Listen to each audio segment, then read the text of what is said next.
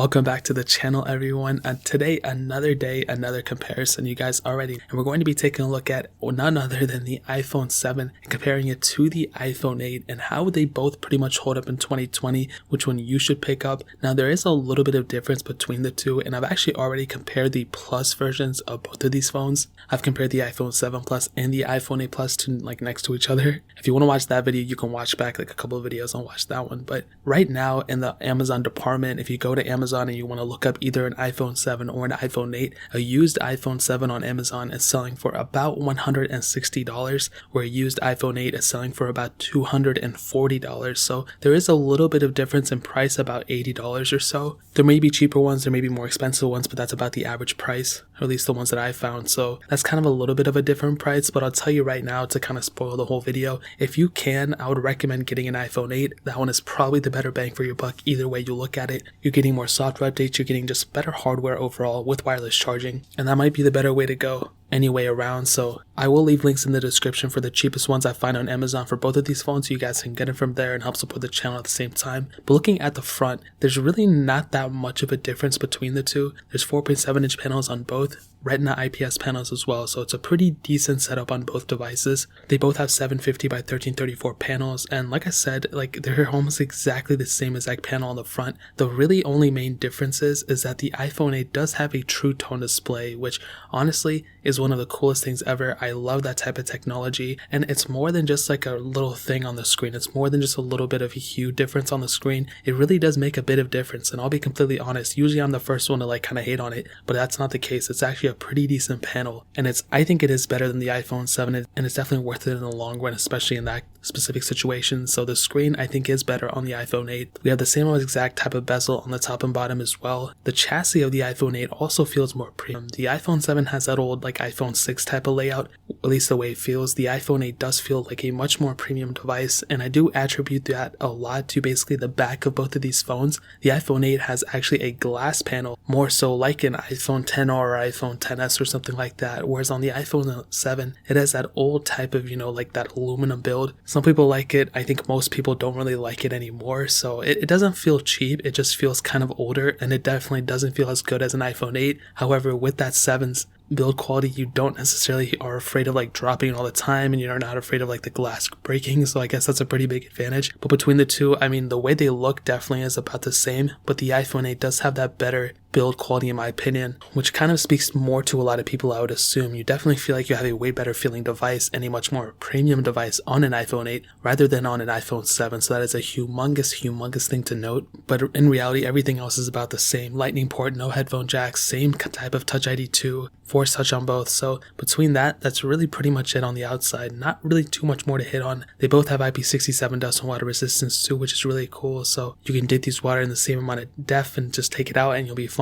So in terms of the overall build qualities and everything, that really pretty much covers it. Now hitting on the software side of things, the iPhone 7 was released with iOS 10.0.1. We are able to get iOS 13.3.1 on it right now. And the iPhone 8 was released with iOS 11, and we're also able to get iOS 13.3.1 on it now. And between the two, like I've stated, I don't think one is definitely going to outlast the other one by a lot. I think, the iPhone 7 is probably not going to last as long as the iPhone 8. If I had to say it, I think the iPhone 7 has probably one more version of software on it. I think it's going to get iOS 14, and it probably will end there, but I'm not too sure. With Apple right now, they're kind of doing this thing where we don't know which phones are getting iOS 14 and not. If the iPhone 6s and SE end up getting iOS 14, then maybe it'll extend further, but if they don't get iOS 14, then I will probably say the iPhone 7 will probably end at iOS 14, but again, I could be wrong. Maybe the iPhone 7 will last as long as the iPhone 8. I honestly do not know. I have no insider knowledge. So that's kind of a big thing right there, where we know the iPhone 8 will probably at least end up with iOS 15, maybe even iOS 16. We really don't know, but if we had to say it, most probably the iPhone 8 will last much longer than the iPhone 7, but we really don't know. It's kind of too early to say, but regardless, both of these phones are going to be getting at least an extra version of software, so it's going to be a really good thing, and I'm glad that we're at least getting into that territory for sure. Both these phones are actually also able to get that checkring jailbreak, which is really cool, and in 2020 that is a humongous development that we have. And because that checkring jailbreak is basically for these older iPhones, first of all, any version of software you're on is compatible with this jailbreak, which is really cool. But the other thing is that because this jailbreak is basically for a lot of these older iPhones, that pretty much makes that these jailbreak tweakers and these people who make these tweaks for these iPhones will probably end up creating a lot more tweaks for these older iPhones as well. There's already a ton of them. I would recommend you jailbreaking your device if you have that capability. You can jailbreak it on any iPhone 8 or any iPhone 7 on any carrier or any iOS version, which is really cool. So once iOS 14 does come out, you're still going to be able to jailbreak it with this jailbreak, which is really, really cool. So that pretty much covers it up in terms of the software. Now moving on to the performance of both of these phones. The iPhone 7 was released with the Apple A10 Fusion chip, a quad-core CPU, and there were 3 different models of the iPhone 7, 32, 128, and 256 gigabyte models, and all those models had 2 gigabytes of RAM, where the iPhone 8 had the Apple A11 Bionic chip, a hexa-core CPU, and 2 different models of the iPhone 8, a 64 and 256 gigabyte models, and both those models had 2 gigabytes of RAM as well. And between both of them, what I can tell you is, performance-wise, they're both pretty good performing phones still, okay, but the iPhone 8 just is a little bit better for sure. The A10 Fusion chip though, in my opinion, has been pretty decent. It really hasn't been that bad at performing of a device. Every single thing that I've been doing with it for the iPhone 7 has been perfectly fine. I'm glad that it does have a quad-core CPU because definitely that has a big improvement from the dual-core that was on the iPhone 6s. And with that 2 gigabytes of RAM, that'll definitely do you fine. I don't think it's going to be bad at all. But with that iPhone 8, it's just something about that A11 Bionic chip that definitely makes it that much better. You have a hexa-core CPU as well, which is really nice. And even though both phones have the same amount of RAM, I definitely did see that I do believe that the iPhone 8 is the faster one between the two. When I'm comparing them side by side, I don't really notice that big of a difference when they're separated, but when I am comparing them side by side, I do see that the iPhone 8 is just a split second faster, whichever way you're going to go with it. And I think it's a mixture of like the actual speed and performance and the way the phone feels in the hand. Because of that premium build quality, it really does give the impression that it's not only a faster device, but it's just a better device overall. So what I can tell you is in terms of performance, I don't think one really smokes the other one outside of the gate. I don't think one is like a billion times faster, but I do think that the iPhone 7 is just a little bit slower. It's nothing too crazy. If I were to get the iPhone 7, I would be perfectly fine with that, I think, but the iPhone 8 definitely is a little bit faster no matter what you do with it. So that pretty much covers it up in terms of the performance standpoint. Now hitting on the camera, both of these have single camera sensors.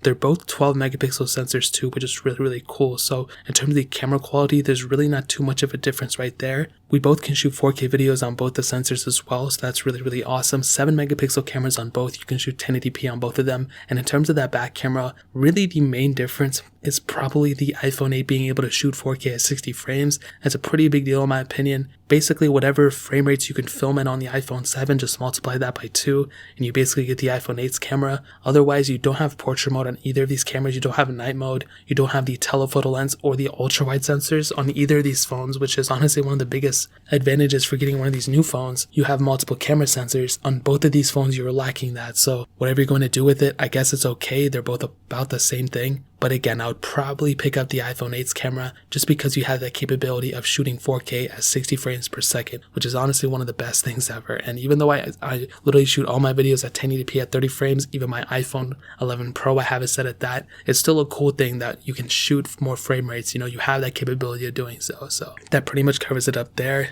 Now ending off with the battery life, both phones have pretty decent sized batteries for when they were released, I guess that's the best way I can put it. The iPhone 7 has a 1960 mAh battery, the iPhone 8 has a 1821 mAh battery, and between the two, what I can tell you is, I do think that the iPhone 7 does have the better battery life for sure, and I think that's a mixture of having the better, bigger battery outside of the gate, but also being a less performance heavy device. By it having less performance every single which way you look at it, it makes this phone just that much better in the battery life department because you're kind of using less power to run those things. Whereas on the iPhone 8, it's a little bit more powerful, and on top of that, you have a smaller battery on top of that, which is not a really good mixture. A smaller battery and a higher performance, you usually tend to get worse battery life at the end of the day. So I don't think the iPhone 7's battery life is amazing, and I don't think the iPhone 8's battery life is horrible. I think they're both pretty average, to be honest, but I do think the iPhone 7 is probably the better battery life between the two, and that's honestly not saying much because the iPhone 7's battery life isn't that good either. So now to kind of sum up the video and to answer the question, which I already kind of answered in the beginning of this video,